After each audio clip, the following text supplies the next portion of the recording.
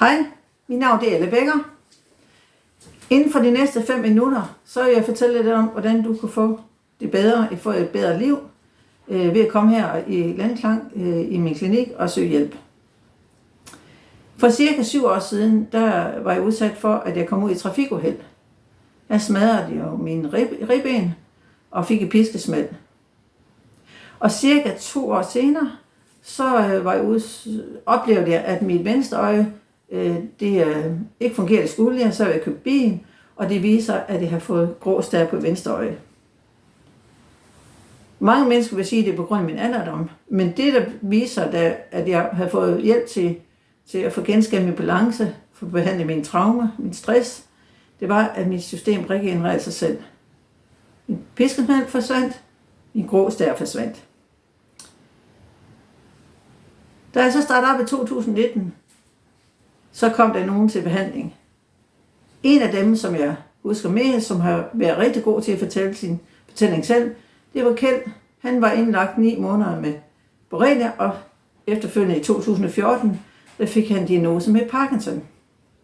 Hans eneste ønske, det var at få et bedre liv, end det han havde i dag, så alt kunne blive bedre. Han startede her med en rollator, og 8 gange senere, så sprang han selv op på sin hest.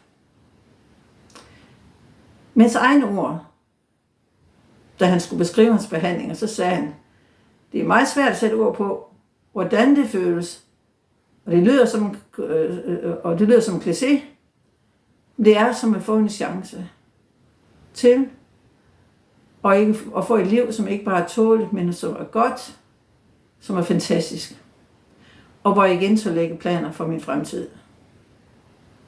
Kjeld, han har det virkelig dejligt der. Katrine, da hun kom her, der var hun udbrændt.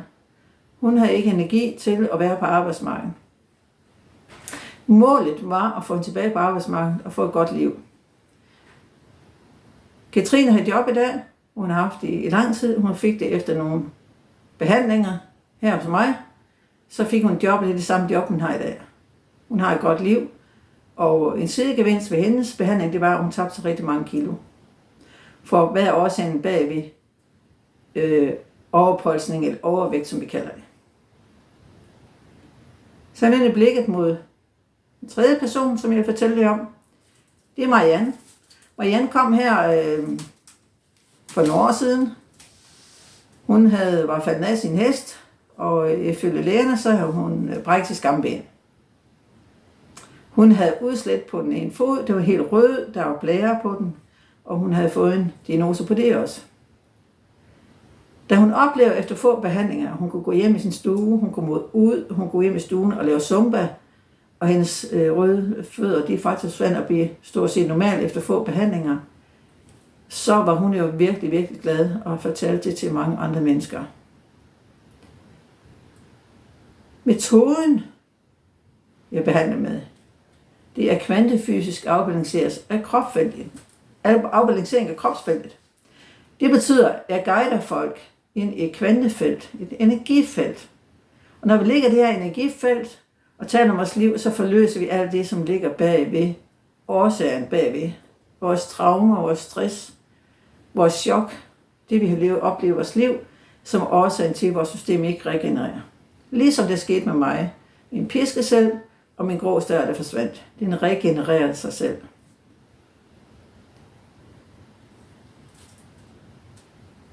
Der er ikke så mange, der behandler den her metode, eller bruger den her metode i Danmark. Det er ikke helt det samme som reiki-healing, eller andre behandlingsformer, som du kender. Det er kvantehealing. Jeg er i stand til at hjælpe rigtig mange, og jeg har evnen til at guide dem ind i det her kvantefelt, og dermed evnen til at hjælpe dem med at få forløst de følelsesmæssige blokeringer, som ligger bagved.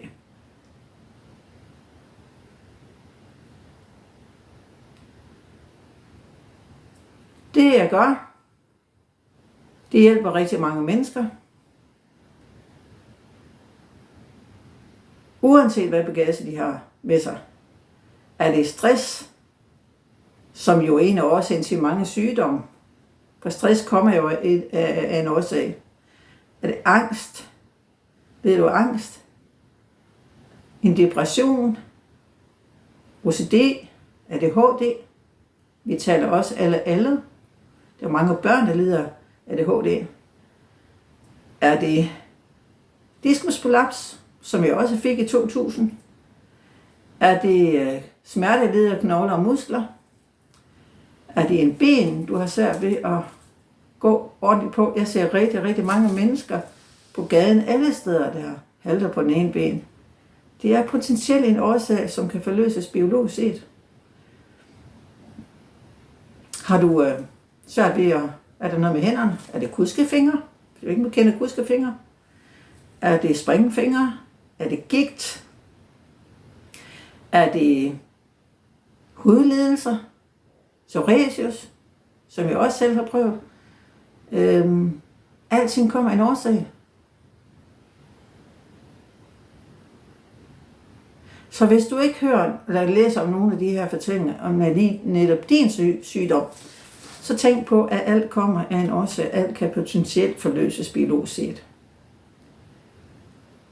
Du kan også søge hjælp, lige sådan som jeg gjorde, og forløse de bagvedliggende årsager. Og måske tænker du, jeg har ikke stress. Jeg har ikke traumer. Jeg har ikke været udsat for noget chok. De fleste mennesker, det ved det faktisk ikke. Og det behøver vi heller ikke at vide. Og vi behøver heller ikke kende årsagen. Det fantastiske er, at det potentielt er muligt at forløse alle årsager bagved.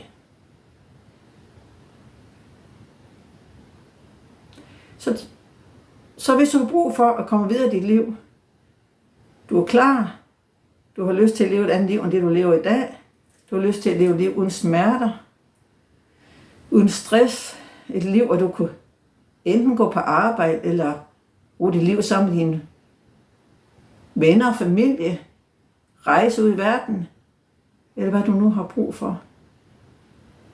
Tag en beslutning, som jeg gør. Søg hjælp. Få det bedre. Vi er et splitsekund her på jorden. Det kunne jo være fantastisk, hvad det splitsekund kunne være godt, og vi kunne leve et liv uden at være isoleret, uden at rende rundt med smerter, eller hvad vi døjer med. Du kan give mig en besked, sende besked til mig ned under videoen, så kontakt jer. Så får du en gratis afklaringssamtale. Det koster ingenting, og så kan du selv beslutte, om det er noget, du synes giver mening for dig. Jeg glæder mig rigtig meget til at få en samtale med dig.